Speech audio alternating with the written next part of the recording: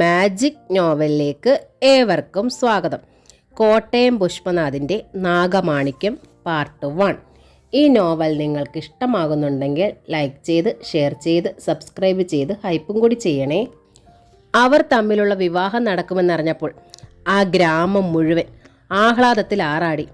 മലകളും വിശാലമായ വയലുകളും തെങ്ങിൻ പുരയിടങ്ങളും ഗ്രാമത്തെ ചുറ്റി ഒഴുകുന്ന അരുവിയും കൂടാതെ പഴക്കം നിർണയിക്കാനാവാത്ത ഒരു ക്ഷേത്രവും ആ പ്രദേശത്തെ എല്ലാം കൊണ്ടും മനോഹരമാക്കിയിരിക്കുന്നു. ശക്തി കത്തി നിൽക്കുന്ന ആ ക്ഷേത്രത്തിലെ മൂർത്തിയായ ദുർഗാദേവി ഭക്തന്മാർ വിളിച്ചാൽ വെളിപ്പുറത്ത് വരുമെന്ന് പഴമക്കാർ പറഞ്ഞു കേട്ടിട്ടുമുണ്ട്. എന്നാൽ ഇന്ന് ആ ക്ഷേത്രത്തിൻ്റെ ഗതി വളരെ പരിതാപകരമാണ്. ക്ഷേത്രത്തിൻ്റെ ഇപ്പോഴത്തെ അവകാശികളായ സൂര്യമംഗലമില്ലം ഇപ്പോൾ രേവതി അന്തർജനവും അവരുടെ മകൾ ജയശ്രീയുമായി അവശേഷിച്ചിരിക്കുന്നു. ഒരു കാലത്ത് ആ പ്രദേശത്തിൻ്റെ 3/4 ഭാഗവും സൂര്യമംഗല ഇല്ലം വകയായിരുന്നു. എന്നാൽ ഓരോ കാലത്തിനും വാണിരുന്ന കുടുംബത്തലവന്മാർ അനാവശ്യമായ ചെലവുകളും ആഡംബരങ്ങളും നടത്തി വസ്തുവകകൾ ചെറുതാക്കിക്കൊണ്ടിരുന്നു. കാര്യസ്ഥന്മാരും നാട്ടുപ്രമാണിമാരും വസ്തുക്കൾ അപഹരിച്ചെടുത്തു. ഒടുവിൽ 1/2 ഏക്കർ വയലും ഇല്ല നിലകൊള്ളുന്ന സ്ഥലവും ആ ക്ഷേത്രവും മാത്രം ബാക്കിയായി. ആ അവസരത്തിലാണ് ഗ്രാമത്തിലെ പഴക്കമുള്ള സ്കൂളിൽ ഒരു സംഗീത അധ്യാപകൻ വന്ന് ചാർജ് എടുത്തത്. പേര് ദേവനാരായണൻ. കാഴ്ചയിൽ സുമുഖനായ അയാൾക്ക് 30 വയസ്സിലധികം വരില്ല. ഗ്രാമത്തെ 2ആയി തിരിക്കുന്ന പുഴയുടെ അക്കരെയുള്ള ഒരു ഇല്ലത്തിൽ ദേവനാരായണന് താമസിക്കാൻ ഇടം കിട്ടി. ആ ഇല്ലത്തിൽ ആകെയുള്ളത് ശങ്കരൻ നമ്പൂതിരിയും ദേവകി അന്തർജനവും മാത്രമായിരുന്നു. വലിയ ബുദ്ധിമുട്ടില്ലാതെയാണ് അവർ കഴിഞ്ഞുകൂടിയിരുന്നത്. ദേവനാരായണൻ്റെ കുടുംബത്തിൽ അവൻ മാത്രമേ ഉള്ളൂ. അമ്മ അയാളുടെ ചെറുപ്പകാലത്തിൽ തന്നെ മരണമടഞ്ഞിരുന്നു. അച്ഛൻ അല്പം അകലെയുള്ളൊരു ക്ഷേത്രത്തിൽ പൂജാരിയായി ജോലി ചെയ്തുകൊണ്ടിരുന്നു. താമസിച്ചിരുന്ന വീട്ടിൽ ആഹാരം കഴിച്ച് കടത്ത് കടന്ന് ഇക്കരെയുള്ള സ്കൂളിലാണ് ദേവനാരായണൻ ജോലി നോക്കിയിരുന്നത്. അയാൾ അവിടെ എത്തി 2 ആഴ്ച കഴിഞ്ഞില്ല. അപ്പോഴേക്കും മഴക്കാലം തുടങ്ങി. അന്ന് സ്റ്റാഫ് റൂമിൽ ഉച്ചഭക്ഷണം കഴിച്ചുകൊണ്ടിരുന്ന വിജയമ്മ ടീച്ചർ പറഞ്ഞു, മാഷേ, ഇനി ഇവിടെ എങ്ങാനും താമസിക്കുന്നതാണ് നല്ലത്. മുന്നോട്ട് പോകുന്തോറും പുഴ കവിഞ്ഞൊഴുകും. 2-3 മാസം ഇക്കരെ കടക്കുക ബുദ്ധിമുട്ടാണ്. അതെ, ടീച്ചർ പറഞ്ഞത് ശരിയാണ്. മറ്റെന്തെങ്കിലും വഴി നോക്കണം. അത് കേട്ട് കുമാരൻ സാറും പറഞ്ഞു. പെട്ടെന്ന് ഓർമ്മിച്ചതുപോലെ കൃഷ്ണ മാസ്റ്റർ പറഞ്ഞു, നമ്മുടെ രാമസ്വാമിയുടെ വീട് ഒഴിഞ്ഞു കിടക്കുകയാണ്. അയാളിപ്പോൾ പുതുതായി പണിത വീട്ടിലാണ് താമസം. നമ്മൾ ആവശ്യപ്പെട്ട തീർച്ചയായും തരും. ഞാൻ ചോദിക്കട്ടെ? പറഞ്ഞതുപോലെ രാമസ്വാമിയുടെ വീട് തരപ്പെടുത്തി കിട്ടി. ദേവനാരായണൻ അങ്ങോട്ട് താമസം മാറ്റി. അങ്ങനെയിരിക്കെ കുട്ടികൾ പറഞ്ഞ് അവിടെയുള്ള ദുർഗാക്ഷേത്രത്തെക്കുറിച്ച് അയാൾക്ക് വിവരം കിട്ടി. അടുത്ത ദിവസം തന്നെ അയാൾ ക്ഷേത്രം കാണാൻ പുറപ്പെട്ടു. അന്ന് വൈകുന്നേരം മഴയില്ലായിരുന്നു. ആകാശം തെളിഞ്ഞിരുന്നു. ഗ്രാമത്തിലെ ഉയർന്ന കുന്നിന് മുകളിലാണ് ക്ഷേത്രം സ്ഥിതി ചെയ്തിരുന്നത്. ദേവനാരായണൻ കുന്നിന് താഴെയുള്ള ഒറ്റയടി പാതയിൽ കുറേ സമയം നിന്നു. അപ്പോൾ ക്ഷേത്രത്തിൽ മണിശബ്ദം കേട്ടു. പൂജ നടക്കുന്നുണ്ട്. അയാൾ മന്ത്രിച്ചു. കീറിയിട്ട കൽപ്പടവുകൾ ചവിട്ടി അയാൾ മുകളിലെത്തി. കുന്നിൻ മുകൾ പരപ്പായ സ്ഥലമായിരുന്നു. ചുറ്റമ്പലവും ഭജനപ്പുരയും ഒന്നുമില്ലാത്ത ശ്രീകോവിൽ മാത്രമുള്ള ക്ഷേത്രം. ശ്രീകോവിലിൻ്റെ വാതിൽ പാളികൾ തുറന്നു കിടന്നിരുന്നു. കുന്നിൻ മുകളിൽ ഒരു ഭാഗത്ത് പടർന്നു പന്തലിച്ച ഒരു ആൽവൃക്ഷം നിൽക്കുന്നു. ആൽത്തറയ്ക്ക് ചുറ്റും പല വലിപ്പത്തിലുള്ള നാഗശിലകൾ വച്ചിരിക്കുന്നു. ക്ഷേത്രത്തിൻ്റെ വടക്ക് പടിഞ്ഞാറേ കോണിൽ ഒരു യക്ഷിപ്പാല നിൽക്കുന്നു. ശ്രീകോവിലിൻ്റെ മുന്നിലുള്ള ബലിക്കല്ലിനരികിൽ ദേവനാരായണൻ നിന്നു. ഈ സമയം ശ്രീകോവിലിനുള്ളിൽ നിന്നും ജയശ്രീ ഇറങ്ങി വന്നു. ഈറൻ മാറാത്ത വസ്ത്രങ്ങളും നിതംബം മറയുന്ന തലമുടിയും ശരീരത്തിൽ യാതൊരുവിധ ആഭരണങ്ങളുമില്ലാതെ അവളെ കണ്ടാൽ ക്ഷേത്ര ചുവരിലുള്ള ഏതോ ഒരു യക്ഷിശില ആഭരണങ്ങൾ അഴിച്ചുവെച്ച് മുന്നിൽ പ്രത്യക്ഷപ്പെട്ടതുപോലെ തോന്നുമായിരുന്നു. മനോഹരമായ കണ്ണുകളും അതിനു മുകളിൽ വരച്ചതുപോലുള്ള പിരികക്കൊടികളും വടിവൊത്ത നാസികയും ആകൃതിയൊത്ത അതരങ്ങളും ഒരു ദേവാംഗനയുടെ സൗന്ദര്യം അവൾക്ക് നൽകിയിരുന്നു. തൻ്റെ മുന്നിൽ പൂണൂൽ ധരിച്ചു നിൽക്കുന്ന ചെറുപ്പക്കാരനെ കണ്ടപ്പോൾ അവളുടെ ഉള്ളൊന്നു പിടഞ്ഞു. ആരോ പുതിയൊരാൾ. ഇതിനു മുമ്പ് കണ്ടിട്ടേയില്ല. ഇങ്ങനെയുള്ള ഒരാൾ ഈ ഗ്രാമത്തിലുണ്ടെന്ന് പറഞ്ഞു കേട്ടിട്ടില്ല. അവളുടെ മനസ്സ് മന്ത്രിച്ചു. അയാൾ ദേവിയെ വണങ്ങിയപ്പോൾ അവൾ ഒരു വശത്തേക്ക് മാറി നിന്നു. കണ്ണുകൾ തുറന്ന് അയാൾ പ്രസാദത്തിനായി കൈകൾ നീട്ടി. അവൾ പ്രസാദം നൽകി. പ്രസാദം അയാൾ നെറ്റിയിൽ പുരട്ടി തിരിഞ്ഞു നടന്നു. ശ്രീകോവിലിൻ്റെ കതകുപാളികൾ ചാരി ജയശ്രീ അവിടെ നിന്ന് ഇറങ്ങി വന്നപ്പോൾ ദേവനാരായണൻ ആൽ ചുവട്ടിൽ നിൽക്കുന്നുണ്ടായിരുന്നു. ഇവിടെ? അവൾ അയാളോട് ചോദിച്ചു. സ്കൂളിൽ പുതുതായി വന്ന മാഷാണ്. പേര് ദേവനാരായണൻ. അയാൾ മറുപടി കൊടുത്തു. എവിടെയാ താമസിക്കുക? അവൾ തിരക്കി. ആദ്യം പുഴക്കേക്കര ശങ്കര നമ്പൂതിരിയുടെ ഇല്ലത്ത്. മഴക്കാലം തുടങ്ങിയപ്പോൾ ഇവിടെ അടുത്തൊരു വീട് കിട്ടി. എൻ്റെ പേര് ജയശ്രീ. അടുത്താണില്ലം. ഇത് ഞങ്ങളുടെ കുടുംബക്ഷേത്രമാണ്. അവർ തമ്മിലുള്ള ഈ അടുപ്പം പിന്നീട് എപ്പോഴും ഓർമ്മിപ്പിക്കുന്ന തരത്തിലായി. ദേവനാരായണൻ പതിവായി ക്ഷേത്രത്തിൽ വരും. സൂര്യൻ പടിഞ്ഞാറ് ചുവക്കുന്നത് വരെ അവർ സംസാരിച്ചു കൊണ്ടിരിക്കും. ക്ഷേത്രത്തിൻ്റെ പിന്നിലെ നിഴൽ കറക്കുമ്പോൾ അവർ പടിക്കെട്ടുകൾ ഇറങ്ങി ഇരുവശത്തേക്ക് നടന്നു പോകും. ഒരു നാൾ അമ്മ അന്വേഷിച്ചതായി ജയശ്രീ അയാളോട് പറഞ്ഞു. നാളെ അവധിയാണ്, ഞാൻ വരാം. അയാൾ സമ്മതിച്ചു. അങ്ങനെയെങ്കിൽ ഉച്ചഭക്ഷണം ഞങ്ങളുടെ അവിടെ ആവാം, എന്താ? അയാൾ സമ്മതിക്കുകയും ചെയ്തു. അടുത്ത നാൾ പറഞ്ഞതുപോലെ ദേവനാരായണൻ സൂര്യമംഗലത്ത് വന്നു. ഒറ്റ നോട്ടത്തിൽ തന്നെ ദേവനാരായണനെ രേവതി അന്തർജനത്തിന് ഇഷ്ടപ്പെട്ടു.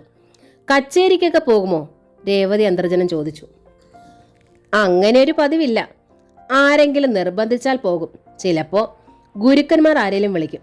അത് കൂടുതൽ ഉത്സവകാലങ്ങളിലാവും, ദേവനാരായണൻ പറഞ്ഞു. നിങ്ങൾ സംസാരിച്ചിരിക്കെ. ജയശ്രീ എണീറ്റ് അകത്തേക്ക് പോയി. കാപ്പി ചായ ഒന്നും വേണ്ട, ഒരു ഗ്ലാസ് മോര് കിട്ടിയാൽ നന്ന്, അയാൾ പറഞ്ഞു. കൊണ്ടുവരാം. ജയശ്രീ അകത്തേക്ക് ഓടി.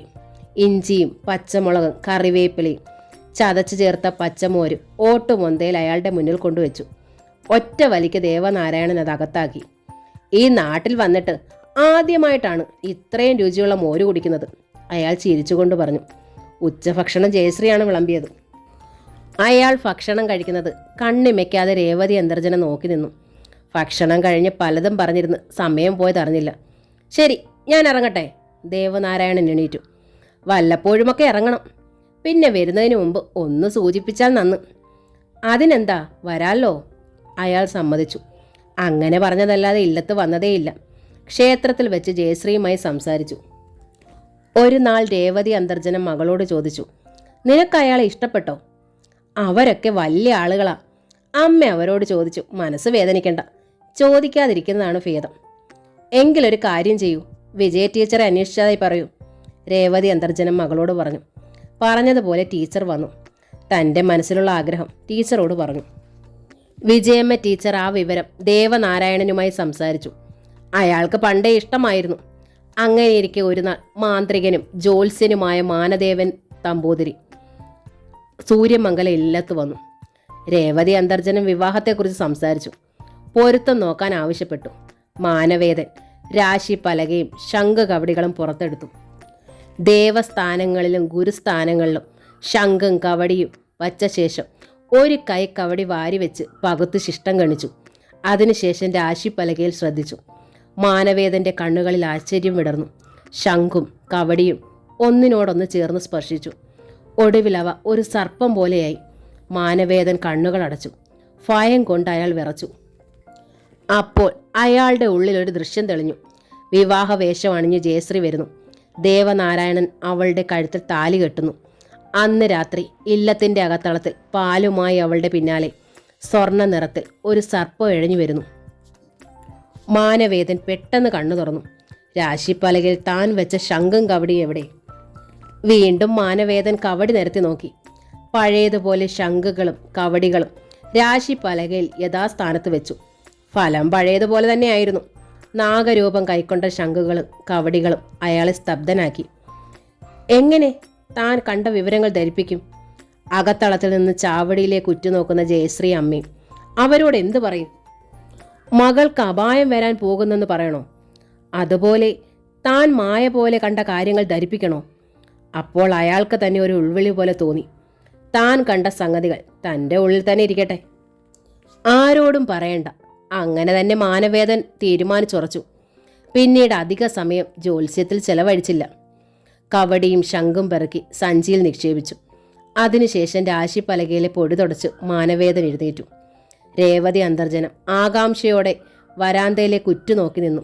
ജയശ്രീയുടെ ഹൃദയം വേഗത്തിൽ മിടിക്കാൻ തുടങ്ങി. എങ്ങനെയുണ്ട് വടക്കേടം? അന്തർജനം ചോദിച്ചു. കുഴപ്പമൊന്നും കാണുന്നില്ല, മാനവേദൻ പതുക്കെ പറഞ്ഞു. സന്തോഷമായി. അവർ പെട്ടെന്ന് അകത്തേക്ക് പോയി. 51 രൂപ വെറ്റിലയിൽ വെച്ച് പുറത്തേക്ക് വന്നു. വേണ്ട, ഇരിക്കട്ടെ, സംഭാരം ഉണ്ടെങ്കിൽ അല്പം ആവാം, തിരുമേനി പറഞ്ഞു. അത് കേൾക്കേണ്ട താമസം ജയശ്രീ അകത്തേക്ക് പോയി. ഒരു ഓട്ടുമൊന്തയിൽ സംഭാരവുമായി തിരിച്ചു വന്നു. മൊന്തയുയർത്തി സംഭാരം വായിലേക്കൊഴിക്കുമ്പോൾ മാനവേദന്റെ കണ്ണുകൾ നനഞ്ഞിരുന്നു. അടുത്ത ദിവസം വിജയമ്മ ടീച്ചർ വിവരം സ്കൂളിൽ പറഞ്ഞു. എല്ലാവർക്കും സന്തോഷമായി. ദേവനാരായണ മാഷ് ജയശ്രീ വിവാഹം കഴിക്കാൻ പോകുന്നു എന്ന വാർത്ത ഗ്രാമം മുഴുവൻ അന്ന് വൈകുന്നേരം പരന്നു കഴിഞ്ഞു. ആർക്കും അതിൽ അതൃപ്തി തോന്നിയതായി കണ്ടില്ല. എന്നാൽ നാട്ടിലെ ജന്മിയായ കൃഷ്ണൻകുട്ടി നമ്പ്യാർക്ക് മാത്രം ആ വാർത്ത അത്ര രുചിച്ചില്ല. അതിന് കാരണവും ഉണ്ടായിരുന്നു. സൂര്യമംഗലം ഇല്ലം വക ധാരാളം വസ്തുവകകൾ അയാൾ കൈയടക്കി വെച്ചിരുന്നു. അതിനൊന്നും മതിയായ രേഖകളും ഉണ്ടായിരുന്നില്ല. വെറും കൈവശാവകാശം മാത്രമായിരുന്നു. ദേവനാരായണൻ എന്ന അധ്യാപകൻ സൂര്യമംഗലത്ത് മനയിൽ ബന്ധം കൂടുകയെന്ന് വെച്ചാൽ അയാൾ ചിലപ്പോൾ പലതും ചെകഞ്ഞെടുത്തെന്ന് വരാം. തന്നെയുമല്ല, അയാൾ വന്നിട്ട് അധിക നാളുകൾ പോലും ആയിരുന്നില്ലെങ്കിലും ഗ്രാമത്തിലുള്ളവർക്കല്ല അയാളെ വല്ലാത്ത കാര്യമായി തീർന്നിരിക്കുകയാണ്. കൃഷ്ണൻകുട്ടി നമ്പ്യാർ തൻ്റെ വേലക്കാരനെ വിളിച്ചു. എടാ വേലുക്കുട്ടി, ഇവിടെ വാ. അവൻ ഓടി വന്ന് മുന്നിൽ നിന്നു. വേലുക്കുട്ടി കാഴ്ചയിൽ മോശമല്ല. 6 അടിയിലധികം ഉയരം, അതിന് തക്ക ശരീരപുഷ്ടി, പിന്നെ അഭ്യാസവും പഠിച്ചിട്ടുണ്ട്. നാട്ടിലെ ഒരു റൗഡി കൂടിയാണ് വേലുക്കുട്ടി. 4-5 പേർ ഒന്നിച്ചു വന്നാൽ അയാൾ നിലംപരിശാക്കും. നിൽക്കുന്ന നിൽപ്പിൽ മുകളിലേക്കൊരാൾപ്പക്കം ഉയർന്നു വായുവിൽ അല്പനേരം തങ്ങി നിന്ന് എതിരാളികളെ തൊഴിച്ചു താഴെയിടാൻ അയാൾക്കറിയാം. നീ ഒരു വിവാഹ വാർത്ത അറിഞ്ഞോ? നമ്പ്യാർ വേലുക്കുട്ടിയോട് ചോദിച്ചു. ഉവ്, അറിഞ്ഞു. നമ്മുടെ തമ്പുരാട്ടിക്കുട്ടിയുടെ. അതെ, അതിനെ വേളി കഴിക്കാൻ പോണതൊരു മാഷാണ്. അതും അറിഞ്ഞു. അത് നടത്തരുത്. അതെങ്ങനെ കഴിയും? നീ ആ തമ്പുരാട്ടിക്കുട്ടിയുടെ കഥ കഴിക്കണം. അത് വേണോ? ആ മാഷയില്ലാതാക്കിയാൽ പോരെ? അത് സംശയിക്കേണ്ട കാര്യമാണ്.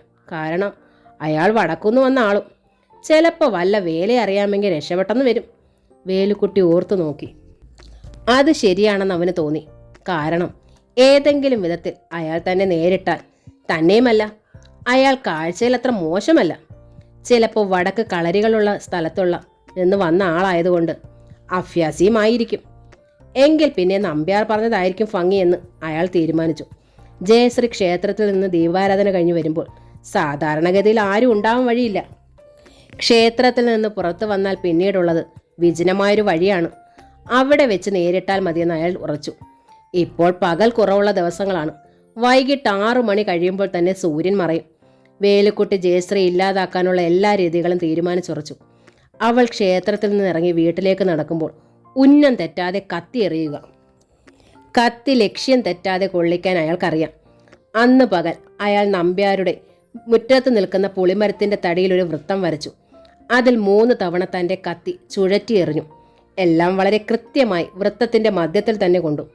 ഇതുപോലെ ഒരു ഏറ് ജയശ്രീയുടെ മുതുകിൽ കൊണ്ടാൽ അത് ഹൃദയം തുളച്ചിറങ്ങി അപ്പുറത്ത് ചെന്നത് തന്നെ അയാൾ ഉറപ്പിച്ചു. വേലുക്കുട്ടി ഉച്ചയൂണ് കഴിഞ്ഞ് ഒന്ന് മയങ്ങി.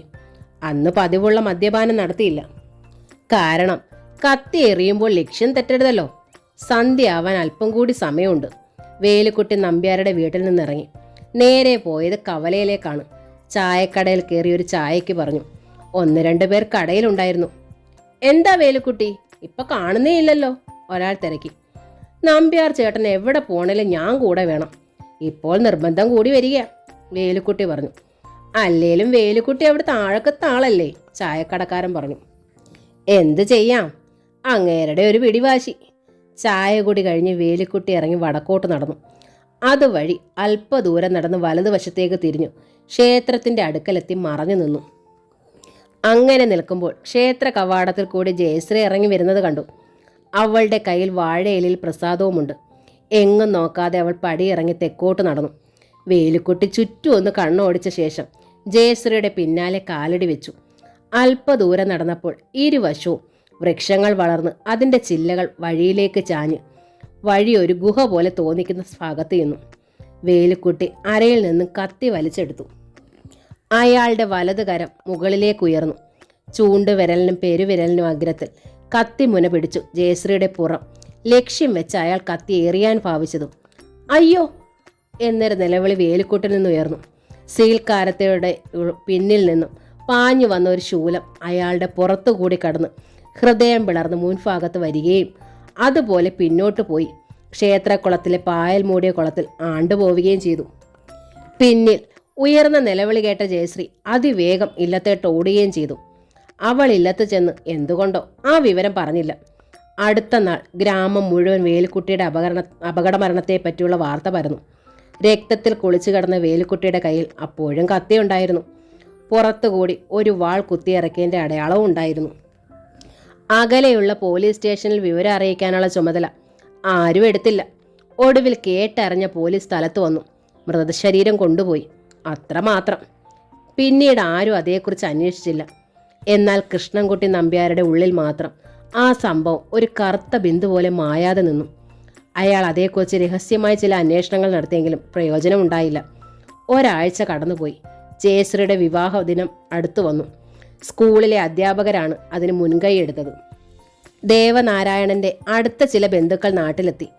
അവർ മകന്റെ താമസ സ്ഥലത്തും സ്ത്രീകൾ ജയശ്രീയുടെ ഇല്ലത്തും താമസമാക്കി. ആകെ 12 പേർ മാത്രമേ ഉണ്ടായിരുന്നുള്ളൂ. ഇനി ഒരു ദിവസം കൂടി വിവാഹത്തിനുള്ളൂ. സൂര്യമംഗലം ഇല്ലത്ത് മുറ്റത്തൊരു പന്തലുയർന്നു. കല്യാണ ചെലവുകൾ അധ്യാപകർ കൂടിയാണ് സ്വരൂപിച്ചുണ്ടാക്കിയത്. എന്തുകൊണ്ടോ അന്ന് രാത്രി ജ്യോത്സ്യൻ മാനവേദൻ നമ്പൂതിരിക്ക് ഉറക്കം വന്നില്ല. അദ്ദേഹമാണ് വിവാഹം നടത്താനുള്ള ചുമതലക്കാരനായി വന്നിരിക്കുന്നത്. ചാവടിയിൽ താമസിക്കാനുള്ള സൗകര്യവും കൊടുത്തിരുന്നു. പിറ്റേന്ന് നേരം വെളുത്തു. രാവിലെ 10-നും 10:45-നും ഇടയ്ക്കാണ് മുഹൂർത്തം. ക്ഷേത്രനടക്കൽ തീർത്ത പന്തലാണ് വിവാഹ മണ്ഡപം. ദേവനാരായണൻ മാഷ് ജയശ്രീയുടെ കഴുത്തിൽ താലി ചാർത്തി. താളമേളങ്ങൾ മുഴങ്ങി. അപ്പോൾ മാനവേദൻ നമ്പൂതിരി ഒരു കാഴ്ച കണ്ടു. ആ കാഴ്ച കണ്ട് മാനവേദൻ നമ്പൂതിരി ഞെട്ടി വിറച്ചുപോയി. ദേവനാരായണനും ജയശ്രീയും ഇരിക്കുന്ന അലങ്കരിച്ച കല്യാണ മണ്ഡപത്തിലേക്ക് ചാഞ്ഞു കിടക്കുന്ന വൃക്ഷത്തിൻ്റെ ശിഖരത്തിൽ ഒരു ചലനം. മാനവേദൻ ആ ചലനത്തിൻ്റെ കാരണം കണ്ടു. ഒരു സ്വർണ്ണ നാഗം. ആ സർപ്പം വധുവിനെ തന്നെ നോക്കി ഫണമുയർത്തി നിൽക്കുന്നു. മാനവേദൻ ഗരുഡമന്ത്രം മനസ്സിൽ മന്ത്രിച്ചു. അപ്പോൾ എവിടെയോ ഒരു ചിറകടി ശബ്ദം കേട്ടു. ക്ഷേത്രത്തിന് മുകളിൽ അല്പം മാറി ഒരു പരുന്ത് വട്ടമിട്ട് പറക്കുന്നത് അദ്ദേഹം കണ്ടു. അടുത്ത നിമിഷം സർപ്പത്തെ കണ്ടതുമില്ല. വിവാഹത്തിൻ്റെ ചടങ്ങുകൾ അവസാനിച്ചു. ഇനിയുള്ളത് ഭക്ഷണ സദ്യയാണ്. സൗകര്യാർത്ഥം സ്കൂളിലാണ് അതിനുള്ള ചട്ടവട്ടം ഒരുക്കിയിരിക്കുന്നത്. എല്ലാവരും അങ്ങോട്ട് നടന്നു. സ്കൂൾ കുട്ടികളും അവരുടെ രക്ഷിതാക്കളും എന്നു വേണ്ട ഗ്രാമത്തിലെ മിക്കവരും ആ ചടങ്ങിൽ പങ്കുകൊണ്ടിരുന്നു. അധ്യാപകരും നാട്ടിലുള്ള ചിലരും മുൻകൈയെടുത്ത് സാമാന്യം നല്ലൊരു സദ്യ ഒരുക്കിയിരുന്നു. ആദ്യം ആ പരിപാടി ഉണ്ടായിരുന്നില്ല. പിന്നീട് രക്ഷകർത്താ സംഘടന കൂടി തീരുമാനിച്ചതായിരുന്നു. 2 മണിയോടുകൂടി സദ്യ അവസാനിച്ചു. പിന്നീട് ഒരു അനുമോദന സമ്മേളനം ഉണ്ടായിരുന്നു. അധ്യാപകരും പഞ്ചായത്ത് അധികാരികളും വധൂവരന്മാർക്ക് സമ്മാനങ്ങളും ആശംസകളും നൽകി അനുഗ്രഹിച്ചു. എന്നാൽ ജ്യോത്സ്യനായ മാനവേദൻ നമ്പൂതിരിയുടെ ഹൃദയത്തിൽ വേദന തളം കെട്ടി നിന്നു. അന്ന് രാത്രി നടക്കാൻ പോകുന്ന ഭീകരമായ രംഗം അദ്ദേഹത്തിൻ്റെ മനസ്സിൽ മിന്നിമാഞ്ഞുകൊണ്ടിരുന്നു. വധൂവരന്മാർ സൂര്യമംഗലം ഇല്ലത്തേക്ക് യാത്രയായി. ബന്ധുക്കളും അധ്യാപകരും അവരെ അനുഗമിച്ചു. വൈകുന്നേരം ഒരു കാപ്പി സൽക്കാരത്തോടെ എല്ലാവരും പിരിഞ്ഞു. തൊട്ടയൽപ്പക്കത്തുള്ളവർ അവിടെ സംസാരിച്ചിരുന്നു. ദേവനാരായണന്റെ അച്ഛൻ മാത്രം അവിടെ അന്ന് കഴിയാൻ തീരുമാനിച്ചു. അദ്ദേഹത്തിൻ്റെ നിർബന്ധപ്രകാരം മാനവേദനും അവിടെ രാത്രിയിൽ കഴിയാൻ സമ്മതിച്ചു. ദേവനാരായണന്റെ അച്ഛൻ ഒരു പണ്ഡിതനായിരുന്നു. ഏകദേശം രാത്രി 9 മണിവരെ അദ്ദേഹം പുരാണത്തിലെ അപൂർവമായ കഥകൾ പറഞ്ഞ് കോലായിലിരുന്നു. അത് കേൾക്കാൻ അയൽക്കാരും ഉണ്ടായിരുന്നു. അദ്ദേഹം പറഞ്ഞു വന്നത് യാദൃച്ഛികമായൊരു ജ്യോതിശാസ്ത്രജ്ഞൻ്റെ കഥയായിരുന്നു. അതായത് 21ാമത്തെ വയസ്സിൽ സർപ്പദംശനമേറ്റു മരണമടയുമെന്ന ജാതകത്തിൽ പറഞ്ഞിട്ടുള്ള ഒരു രാജകുമാരിയുടെ കഥ. 19 വയസ്സായപ്പോൾ തന്നെ രാജകുമാരിയെ കടലിന് നടുക്ക് പൊന്തിക്കിടക്കുന്നൊരു കൊട്ടാരം പണിത് അതിൽ താമസമാക്കി. എന്നാൽ കൃത്യസമയമായപ്പോൾ ഒരു പഴത്തിനുള്ളിൽ പുഴുവിൻ്റെ രൂപം പ്രാപിച്ചിരുന്ന നാഗം രാജകുമാരിയെ കൊന്നുവെന്നുമായിരുന്നു കഥ. കഥ കേട്ടുകൊണ്ടിരുന്നപ്പോൾ തന്നെ മാനവേദൻ്റെ ഉള്ളിൽ വരാൻ പോകുന്ന ഭീകരരംഗം തെളിഞ്ഞു വന്നു. എന്ത് ചെയ്യണമെന്നറിയാതെ അദ്ദേഹം വിഷമിച്ചു. അവിടെ നിന്ന് പോയാൽ കൊള്ളാമെന്ന് വരെ അദ്ദേഹം ചിന്തിച്ചു. അതിനൊരു വഴി കണ്ടുപിടിക്കുകയും ചെയ്തു. എല്ലാവരും ഉറങ്ങിക്കഴിയുമ്പോൾ സ്ഥലം വിടുക. അപ്പോൾ രാവിലെ അറിയാൻ പോകുന്ന ദാരുണ രംഗത്തിന് സാക്ഷിയാകേണ്ടതില്ലല്ലോ. മണി 10 കഴിഞ്ഞു. അയൽക്കാർ പിരിഞ്ഞു. ദേവനാരായണന്റെ അച്ഛനും മാനവേദനും ചാവടിയിൽ കിടന്നു. അച്ഛൻ പെട്ടെന്ന് ഉറങ്ങുകയും ചെയ്തു. ആ തക്കത്തിന് മാനവേദൻ എണീറ്റ് തൻ്റെ തോൾ സഞ്ചിയും തൂക്കി രാത്രിയിൽ തന്നെ പടിയിറങ്ങി. ദേവനാരായണനും ജയശ്രീയും ഉറങ്ങിയിരുന്നില്ല. വടക്കിനിയിലെ മുറിയിൽ നിന്ന് അവൾ പതുക്കെ എണീറ്റ് അടുക്കളയിൽ പോയി ചൂട് നഷ്ടപ്പെടാതെ വെച്ചിരുന്ന പാൽ നിറച്ച ഓട്ടുമൊന്തയെ എടുത്തുകൊണ്ട് അകത്തളത്തിൽ വന്നു. അടുത്ത നിമിഷം അവളെ കാത്തിരുന്ന ആ മുഹൂർത്തം, അവളുടെ ജീവിതത്തിൻ്റെ അവസാനം നാഗത്തിൻ്റെ രൂപത്തിൽ എത്തിക്കഴിഞ്ഞു. സംഭവം കഴിഞ്ഞു. അയ്യോ എന്ന നിലവിളിയോടെ ജയശ്രീ കാൽ വലിച്ചു. കയ്യിലിരുന്ന ചങ്ങലവട്ട താഴെ വീണ് തിരി പടർന്നു കത്തി. ആ പ്രകാശത്തിൽ എഴിഞ്ഞു നീങ്ങുന്ന സർപ്പത്തെ അവൾ കണ്ടു. ശക്തിയായി നിലവിളിക്കാൻ നാവ് പൊന്തിച്ചെങ്കിലും അവൾക്കതിന് കഴിഞ്ഞില്ല. അവൾ പിന്നോട്ട് വീണു. ഈ അവസരത്തിൽ ക്ഷേത്രത്തിലൊരു സംഭവം നടന്നു. ഗർഭഗൃഹത്തിൽ നിന്നും ദേവി പുറത്തു വന്നു. മഹാമായ വലതുവശത്തേക്ക് തിരിഞ്ഞു നൃത്തരൂപത്തിൽ കൊത്തിവെച്ചിരിക്കുന്ന പാലികമാരിൽ ഒരാളെ നോക്കി. ദേവപ്രിയേ, ദേവി വിളിച്ചു. കൊത്തിവെച്ചിരുന്ന രൂപം സാവധാനം ചലിച്ചു. അതിൻ്റെ നൃത്തരൂപത്തിലുള്ള കൈകാലുകൾ പതുക്കെ നേരെയായി. അത് ഇരു കാലിലും നിന്നു. അതിനുശേഷം പതുക്കെ ആ ശില നിന്നിരുന്ന പീഠത്തിൽ നിന്ന് ഒരു മായാരൂപം വലതുകാൽ താഴേക്ക് വെച്ചു. അപ്പോൾ അങ്ങ് ആകാശമണ്ഡലത്തിൽ ഒരു നക്ഷത്രം അടർന്ന് താഴേക്ക് വീഴുന്നതായി തോന്നി. ഒരു പ്രകമ്പനം ഉണ്ടായി അവിടെ. ആലിലകൾ ശക്തിയായി വിറച്ചു. കുലുക്കി വീഴ്ത്തുന്നത് പോലെ ഇലകൾ ശ്രീകോവിലിന് ചുറ്റും വീണു. നേരിയ തണുത്ത കാറ്റ് വീശി. മുളകൾ കൂട്ടി ഉരയുന്നത് പോലെ ഒരു അത്ഭുത രാഗം അവിടെ കേൾക്കാറായി. ദേവപ്രിയ എന്ന ദ്വാരപാലിക സാവധാനം നടന്ന് ദേവിയുടെ മുന്നിലെത്തി. അല്പം വശം മാറി നിന്ന് സാഷ്ടാംഗം നമസ്കരിച്ചു. ഞാൻ എന്തു വേണം? അരുളി ചെയ്താലും ദേവപ്രിയ മറുപടിക്കായി കാത്തു. ദേവപ്രിയെ, നിനക്ക് ഞാൻ വളരെ പ്രധാനപ്പെട്ട ഒരു കാര്യം ഏൽപ്പിക്കുകയാണ്. നിന്റെ സൃഷ്ടിയിൽ കുറേ കാലം മനുഷ്യ സ്ത്രീയായി കഴിയണമെന്ന് വിധിച്ചിട്ടുണ്ട്. ദേവി അവളുടെ മുഖത്തേക്ക് നോക്കി. അവൾ അത്ഭുതത്തോടെ അത് ശ്രവിച്ചു. അങ്ങനെ ഒരു സംഗതി തന്നിൽ ഉറങ്ങിക്കിടന്നിരുന്നുവെന്ന് അവൾ ഒരിക്കലും അറിഞ്ഞിരുന്നില്ല. എന്ത്? അവൾ അറിയാതെ നാവ് ചലിച്ചുപോയി. അതെ, മനുഷ്യ സ്ത്രീയായി, ഭാര്യയായി, അമ്മയായി ഒരു ജന്മം നിന്നെ സംബന്ധിച്ചിടത്തോളം അതൊരു ദിവസം മാത്രമാണ്. എന്നാൽ മനുഷ്യജാതിക്ക് ഒരു മനുഷ്യായുസ്. അത് നിന്റെ നിയോഗം. ദേവീ ദേവന്മാർക്ക് മാത്രം അനുവദിച്ചിട്ടുള്ള ഈ മാറ്റം ഒരു യക്ഷകന്യയ്ക്ക് ആദ്യമാണ്. അപ്സരസ്സുകൾക്ക് ലഭിച്ചിട്ടുണ്ട്. ദേവി അവളുടെ ശിരസിന് മുകളിൽ വലത് കൈ നീട്ടി. അപ്പോൾ ദേവിയുടെ കൈവെള്ളയിൽ നിന്ന് അഭൗമികമായ ഒരു പ്രകാശം ദേവപ്രിയയുടെ ശിരസിൽ പതിഞ്ഞു. അവളുടെ ശരീരത്തിലുണ്ടായിരുന്ന ആഭരണങ്ങൾ അഴിഞ്ഞു വീണു. വസ്ത്രം പതുക്കെ ഉരിഞ്ഞ് മുകളിലേക്ക് ഉയർന്ന് ആലിൻ്റെ കൊമ്പിൽ ചെന്ന് തങ്ങി അദൃശ്യമായി. ദേവപ്രിയ അതിമനോഹരിയായൊരു മനുഷ്യ സ്ത്രീ രൂപമായി മാറി. അവൾ വെണ്ണക്കല്ലിൽ കൊത്തിയൊരു നഗ്നശില പോലെയായി. ശരി, പൊയ്ക്കോളൂ. ജയശ്രീയുടെ ശരീരത്തിൽ നീ പ്രവേശിച്ചോളൂ. അവളുടെ ശരീരത്തിൽ ആത്മാവ് പോയിട്ടില്ല.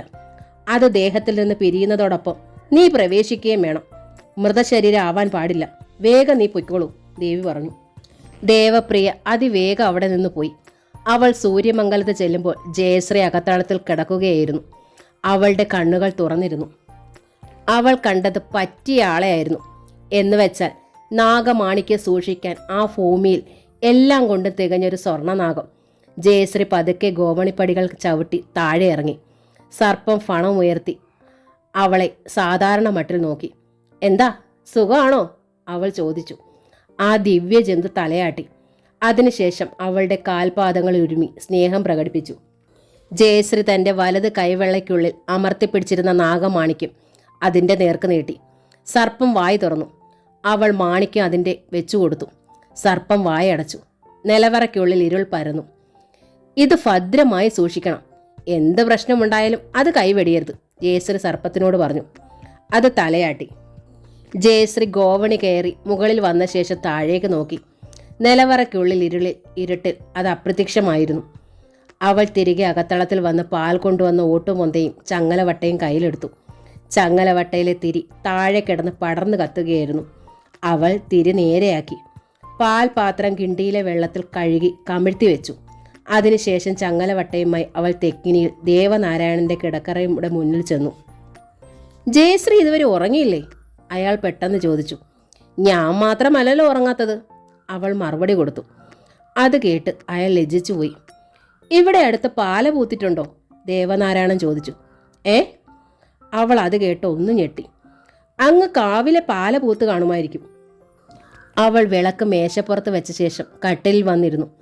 അവൾ അടുത്ത് വന്നപ്പോൾ പാലപ്പൂക്കളുടെ സുഗന്ധം ഏറി വന്നു. ജയശ്രീ ഒരു പൂക്കുല പോലെയാണ്. അയാൾ അവളുടെ മുടിയിൽ കൈവച്ചു. അവൾ ആ കയ്യിൽ തലോടി. വെണ്ണക്കട്ടി കൈത്തണ്ടയിൽ കൂടി തെന്നി മാറുന്നത് പോലെയാണ് അയാൾക്ക് തോന്നിയത്. എന്താ ഇതുവരെ ഉറങ്ങാതിരുന്നത്? അവൾ ചോദിച്ചു. പ്രത്യേകിച്ചൊന്നുമല്ല, എന്നെ സംബന്ധിച്ചിടത്തോളം എല്ലാം ഒരു സ്വപ്നം പോലെ തോന്നുന്നു, അയാൾ പറഞ്ഞു. പടിഞ്ഞാറ് തുറന്നിട്ടിരുന്ന ചെറിയ ജനാലയിലൂടെ തണുത്ത കാറ്റുള്ളിൽ കടന്നു വന്നു. പിന്നെ ഒരു കാര്യം, എന്നെ ജയശ്രീ എന്ന് ഇന്നു മുതൽ വിളിക്കരുത്. കാരണം നമ്മൾ പരിചയപ്പെട്ടത് ദേവീക്ഷേത്രത്തിൽ വെച്ചല്ലേ? അവൾ ചോദിച്ചു. അതെ. അതെന്തിനാ പേര് മാറുന്നത്? ദേവനാരായണൻ തിരക്കി. എന്നെ പഠിപ്പിച്ചിരുന്ന ഒരു അധ്യാപിക എന്നെ വിളിച്ചിരുന്നത് ദേവപ്രിയ എന്നായിരുന്നു. ദേവപ്രിയ, ദേവപ്രിയ. അയാൾ 2 തവണ ആ പേരുച്ചരിച്ചതിന് ശേഷം തൻ്റെ പേരും മന്ത്രിച്ചു. കൊള്ളാം. ദേവനാരായണൻ, ദേവപ്രിയ. ഇനി ഞാൻ അങ്ങനെ വിളിക്കൂ. അയാൾ അവളുടെ അരക്കെട്ടിൽ പിടിച്ച് തന്നിലേക്ക് അടുപ്പിച്ചു. എന്നിട്ട് കാതിൽ മന്ത്രിച്ചു, ദേവപ്രിയ. എന്തോ? അവൾ വിളി കേട്ടു. അവൾ അയാളുടെ മാറിൽ തല ചായ്ച്ചു. അവളുടെ നഗ്നമായ മാറിടത്തിന് താമരപ്പൂക്കളുടെ മൃദുലതയായിരുന്നു. അവളുടെ അധരങ്ങൾ അയാളുടെ കവളിലും ചുമലിലും ഒഴുകി നടന്നു. അയാളുടെ മനസ്സും മസ്തിഷ്കവും ശരീരത്തിൽ നിന്നും വിടുതൽ പ്രാപിച്ച് നക്ഷത്രങ്ങൾക്കിടയിലൂടെ സഞ്ചരിച്ച് അങ്ങ് വളരെ ദൂരെ മേഘങ്ങളുടെ ലോകത്തിലൂടെ സഞ്ചരിച്ചുകൊണ്ടേയിരുന്നു. ഒടുവിൽ 2 നദികൾ ഒന്നായി ചേർന്നതുപോലെ അവർ കര കവിഞ്ഞൊഴുകി. അവസാനം അല്പം ക്ഷീണത്തോടെ അയാൾ നിദ്രയിലേക്ക് വഴുതി വീണു. അതിരാവിലെ ദേവപ്രിയയെ വിളിച്ചപ്പോഴാണ് അയാൾ എണീറ്റത്. കുളി കഴിഞ്ഞു വരൂ, അധ്യാപകരിൽ ഒരാൾ സമ്മാനമായി നൽകിയ ക്ലോക്കിൽ നോക്കി അയാൾ പറഞ്ഞു. ദേവനാരായണനും പുഞ്ചിരിച്ചു. ഇല്ലത്തിന് തെക്ക് വശത്തുള്ള കുളത്തിലേക്ക് അയാൾ ബ്രഷും പേസ്റ്റും എടുത്തുകൊണ്ട് നടന്നു. മുങ്ങി കുളിച്ച് തിരികെ വരുമ്പോൾ ഉന്മേഷം തോന്നി. ഉച്ചഭക്ഷണം അവൾ വാഴയിലിൽ പൊതിഞ്ഞ് അത് ഒരു കവറിലിട്ടുകൊണ്ട് വന്നു. ജീവിതത്തിൽ ആവശ്യമാണിതൊക്കെ. ചെറുപ്പത്തിലെ അമ്മ മരിച്ച അയാളെ സംബന്ധിച്ചിടത്തോളം സ്നേഹം അന്യമായിരുന്നു. സ്കൂളിൽ എത്തിയപ്പോൾ സഹാധ്യാപകൻ അർത്ഥഗർഭമായ പുഞ്ചിരിയോടെ ദേവനാരായണനെ സ്വീകരിച്ചു. എങ്ങനെയുണ്ട് സഹധർമ്മിണി? ഹിന്ദി അധ്യാപകനായ ശ്രീധരൻ പിള്ള സാർ ചോദിച്ചു. അത് കേട്ട് ദേവനാരായണൻ മന്ദഹസിച്ചു. ഉച്ചയൂണിന് എല്ലാവരും പൊതിയഴിച്ചപ്പോൾ ദേവനാരായണന്റെ ഇലയിലേക്ക് മറ്റുള്ളവർ നോക്കി. കാരണം ആ ഭക്ഷണത്തിൽ നിന്ന് പുറപ്പെട്ട അമൂല്യമായ വാസനയായിരുന്നു. ഇലത്തോരനുകളും കാച്ചിയ മോരും തേങ്ങാ ചട്നിയും കടുവുമാങ്ങയായിരുന്നു വിഭവങ്ങൾ. എല്ലാവരുടെയും നാവിൽ അതിൻ്റെ രുചി പ്രതിഫലിച്ചു. ഇത് കൊള്ളാം, ജയശ്രീ തമ്പുരാട്ടി പാചകത്തിലും മോശമല്ലല്ലോ, വിജയ ടീച്ചർ അഭിപ്രായപ്പെട്ടു.